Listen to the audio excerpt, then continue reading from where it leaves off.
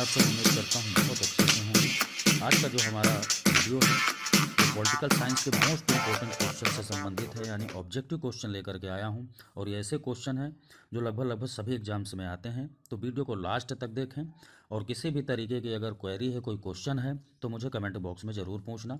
चलिए तो समय न लेते हुए वीडियो को प्रारंभ करते हैं। पहला क्वेश्चन है, प्लेटो के अनुसार आदर्श शासक दार्शनिक सम्राट होंगे।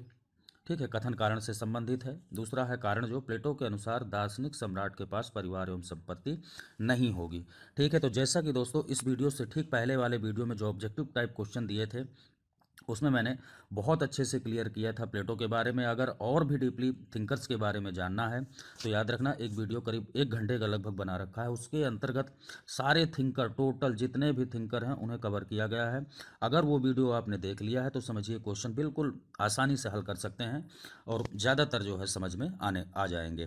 तो देखिए, इसमें कह रहा है पहला कि इसमें से कौन सा सही है, ये कौन सा सही है। तो इसमें देखिए दोनों सही हैं। क्यों? प्लेटो ने दार्शनिक राजा की ही बात की है, याद रखना। और कथन कारण को करने के लिए मैंने बताया था कि क्योंकि लगा के अगर आप करते हैं तो बहुत अच्छे से क्लियर हो जाएगा। तो यहाँ क्योंकि प्लेटो के अनुसार दार्शनिक सम्राट के पास संपत्ति और परिवार नहीं होगा, यही है प्लेटो का साम्यवाद। क्या है प्लेटो का साम्यवाद? वो यही है कि जो दार्शनिक वर्ग है और सैनिक वर्ग है, दोनों वर्ग के लिए यानी वर्ग विशेष के लिए कंचन और कामिनी, ठीक है, ठीक है, कामिनी का मतलब पत्नी और जो है कंचन का मतलब संपत्ति, इससे संबंधित उसने सिद्धांत दिया था कि कंचन और कामिनी नहीं होना चाहिए, यानी परिवार यानी पत्नी और संपत्ति का साम्यवाद प्लेटो से संबंधित है। ऐसा क्वेश्चन भी आता है। बहुत अच्छे से एक्सप्लेन करके चल रहा हूँ, तो इसलिए वीडियो को लास्ट तक देखें। स्किप करेंगे तो वीडियो बिल्कुल समझ में नहीं आने वाला, क्योंकि ये सारे क्वेश्चन इंपॉर्टेंट है और अच्छे से हम लोग करेंगे। ठीक है, यूनानी दार्शनिकों ने सर्वोच्च महानता प्रदान की, यानी ये जो यूनानी दार्शनिक थे उन्होंने सबसे अधिक जो है किस पर बल दिया है? ठीक है, तो यूनानियों ने जो है व्यक्ति को अधिकतम महत्व दिया है। अगला है, किसने राज्य की निम्नलिखित परिभाषा दी है? राज्य की परिभाषा है ये कि राज्य परिवारों, ग्रामों का एक संगठन है जिसका लक्ष्य एक पूर्ण तथा आत्मनिर्भर। सिर्फ इस परिभाषा में आपको याद रखना 2 शब्द लेके चलना है, परिवार और गांव। बस हो गया, क्लियर है, समझो। ये किसका है? अरस्तू का। ठीक है, राज्य की परिभाषा के अंतर्गत जिसने जहां भी कहीं परिवार और गांव मिल जाए, समझो वो परिभाषा किसकी है? अरस्तू की है, याद रखना। ठीक है, चलिए अगला क्वेश्चन देखते हैं। प्लेटो को राज्य के आदर्शवादी सिद्धांत का जनक माना जाता है। देखिए, यही अपने आप में क्वेश्चन बन गया।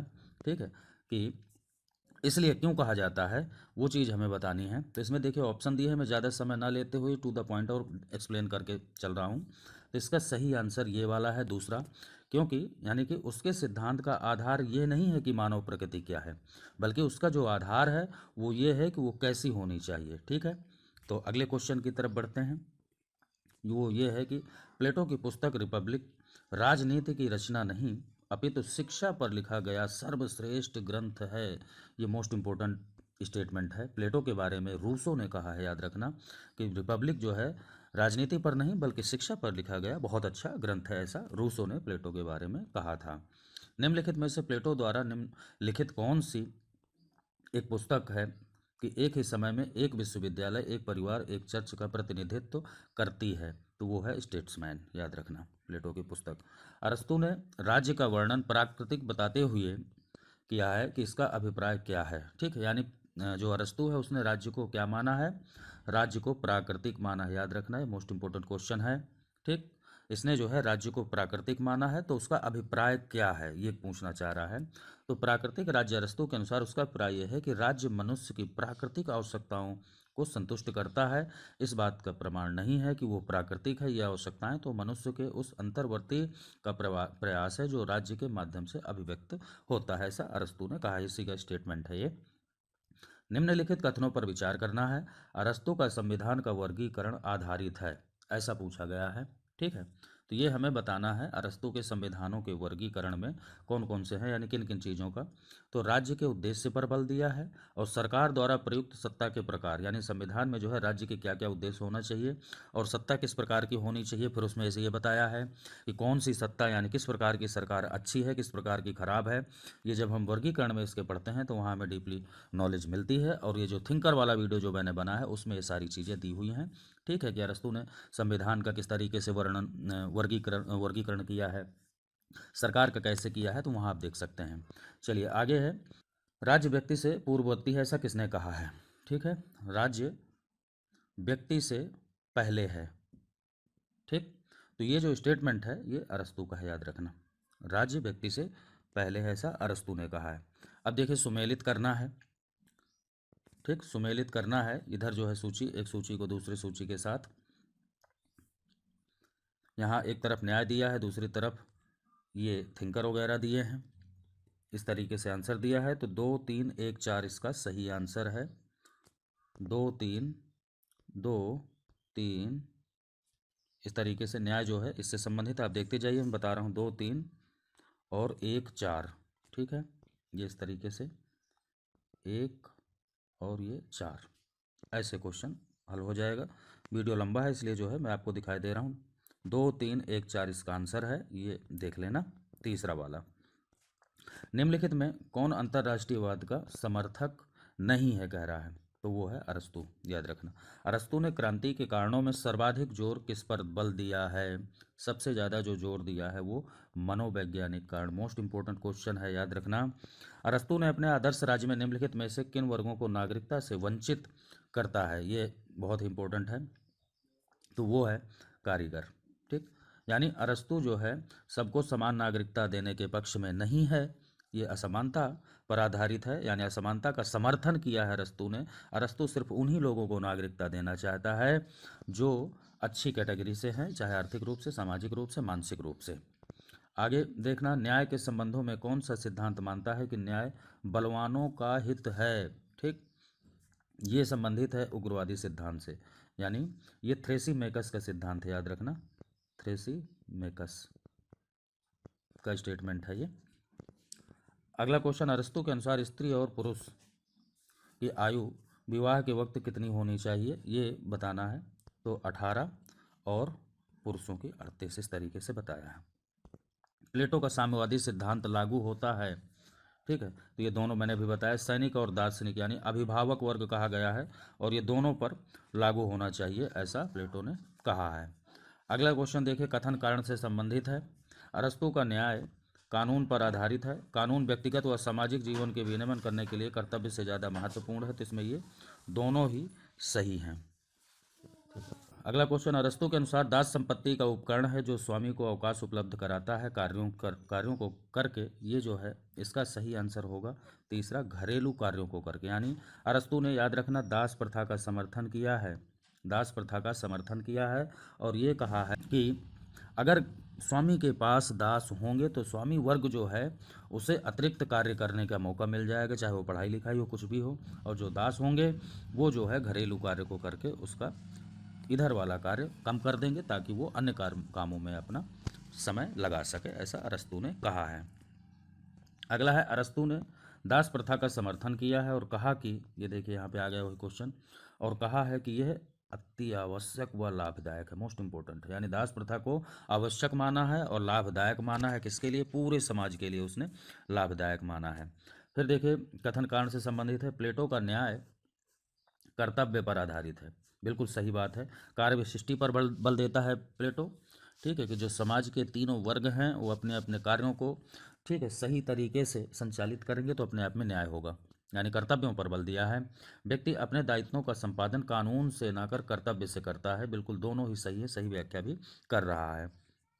अगला कथन कारण है, देखिए, शिक्षा एवं साम्यवाद प्लेटो के आदर्श राज्य का आधार स्तंभ है।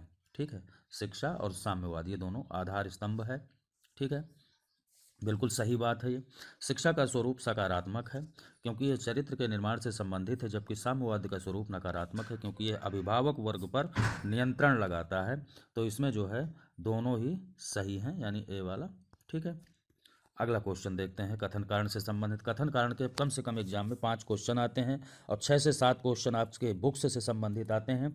अगर अभी तक आपने चैनल को सब्सक्राइब नहीं किया है तो प्लीज़ सब्सक्राइब कर लें, क्योंकि यहाँ पर 0 से लेकर लास्ट तक पूरा सिलेबस कराया जाएगा। साथ ही साथ टेलीग्राम चैनल से भी जुड़ सकते हैं, वहाँ PDF वगैरह आपको मिल जाएंगे। ठीक है, तो अगला क्वेश्चन की तरफ चलते हैं। अरस्तु शिक्षा को एक निश्चित उम्र तक, यानी 21 वर्ष की उम्र तक प्रदान करने का समर्थन करता है। अरस्तु का मानना है कि 21 वर्ष के बाद व्यक्ति में शिक्षा प्राप्त करने की क्षमता नहीं रहती, ऐसा अरस्तु ने कहा है। तो इसका देखिए जो सही आंसर है वो ये है तीसरा वाला, ए सही है, आर गलत है। ठीक, यानी ऐसा जो है ये वाला तो सही है कि 21 उम्र तक समर्थन करता है, लेकिन ऐसा नहीं है कि भाई 21 के बाद कोई शिक्षा ही ग्रहण नहीं कर सकता। तो ये चीज़ याद रखना, ये वाला गलत है और आर सही है। फिर देखिए प्लेटो के आदर्श राज्य में डॉक्टरों का कोई स्थान नहीं है, क्योंकि आदर्श राज्य में नागरिक रोगी नहीं संयमी एवं स्वस्थ होते हैं, ऐसा प्लेटो ने माना है कि डॉक्टरों की कोई आवश्यकता नहीं है, क्योंकि जो आदर्श राज्य होगा उसमें कोई रोगी ही नहीं होगा, ऐसा प्लेटो का मानना है। नेक्स्ट है अरस्तु को तुलनात्मक राजनीति का जनक, मोस्ट इंपोर्टेंट क्वेश्चन है। तुलनात्मक राजनीति का जनक कौन है? अरस्तु के रूप में जाना जाता है। अरस्तु के संबंध में ये भी कहा जाता है कि उसने बहुत से संविधानों का तुलनात्मक अध्ययन किया, ये भी इंपॉर्टेंट है। ठीक है, तो यहाँ पर जो है आपको बताना है कि कितनी संख्या है लगभग। ठीक, लगभग में पूछा है, तो अरस्तु ने जो है 158 देशों के संविधानों का अध्ययन करने के बाद ही अपनी प्रसिद्ध पुस्तक पॉलिटिक्स जो है वो लिखी थी, याद रखना। ठीक, नेक्स्ट देखिए प्लेटो के निम्न कथनों पर विचार करना है, यानी कौन कौन से सही हैं। तो यहाँ देखिए प्लेटो का साम्यवाद प्रजातांत्रिक ना होकर अभिजनतांत्रिक है। ठीक है, बिल्कुल सही बात है। दूसरा है प्लेटो ने मानव प्रकृति का बड़ा अव्यवहारिक और अमनोवैज्ञानिक अर्थ लिया है, ये भी सही है, यानी दोनों ही सही है। अगले क्वेश्चन की तरफ बढ़ते हैं, जो कि है प्लेटो ने पत्नियों के साम्यवाद की योजना क्यों रखी? ये क्वेश्चन अक्सर आता है। ठीक है, तो यहाँ पर देखिए वो परिवार के घातक एवं संकीर्ण क्षुद्र प्रभावों से अभिभावक वर्ग को मुक्त रखना चाहता था। ठीक है, वह नारी को पुरुषों के प्रभुत्व में रखने का समर्थक था। उत्तम संतान प्राप्ति के लिए प्रजनन शास्त्र की दृष्टि से प्लेटो को यह व्याख्या वांछनीय प्रतीत होती है। तो इसमें देखिए क्या सही है, पहला सही है और तीसरा सही है, यानी सी वाला ये सही हो जाएगा। अगला क्वेश्चन देखिए, प्लेटो के साम्यवाद का आलोचक यथार्थवादी अरस्तु ये भूल गया कि अनजाने में ही वो आदर्श राज्य मार्ग पर चल रहा है। ठीक है, अरस्तु का संपत्ति पर व्यक्तिगत स्वामित्व और सार्वजनिक उपयोग की धारणा उसके संपत्ति संबंधी सिद्धांत का सार है। ये दोनों ही क्वेश्चन, ये दोनों ही ऑप्शन जो है कथन कारण दोनों ही सही हैं, यानी कि इसका सही आंसर हो जाएगा ए। चलिए अगला स्टेटमेंट देखते हैं। अरस्तु के अनुसार निष्कासित तथा मताधिकार से वंचित व्यक्ति भी राज्य के नागरिक नहीं हो सकते। ठीक, अरस्तु के अनुसार राज्य के किसी स्थान विशेष पर निवास करने मात्र से नागरिकता नहीं मिल जाती। ठीक है, ये दोनों अरस्तु के स्टेटमेंट हैं। तो इसमें जो सही है वो ये है कि ये दोनों ही गलत है, ना तो ऐसा कहा ना ही ऐसा कहा, यानी कि दोनों को ऑप्शन गलत है, कथन भी और कारण भी। ठीक, आगे देखिए, प्लेटो की मान्यता थी कि संतान संबंधी चिंता व्यक्ति को स्वार्थी और संकीर्ण बना देती है। प्लेटो की साम्यवादी व्याख्या का उद्देश्य यानी व्यवस्था का उद्देश्य राज्य का हित साधन है, ना कि उससे संबंधित वर्गों का। ये जो है स्टेटमेंट हैं दोनों, और इसमें जो है दोनों ही सही हैं, ये याद रखना। तो दोस्तों इस तरीके के सीरीज में चलाता रहूँगा, कैसा रहा वीडियो। ठीक है, मुझे कमेंट बॉक्स में ज़रूर बताया करें, और अगर वीडियो अच्छा लगा है तो लाइक ज़रूर कर दिया करें। चैनल को सब्सक्राइब करके ज़्यादा से ज़्यादा शेयर कर दें। धन्यवाद।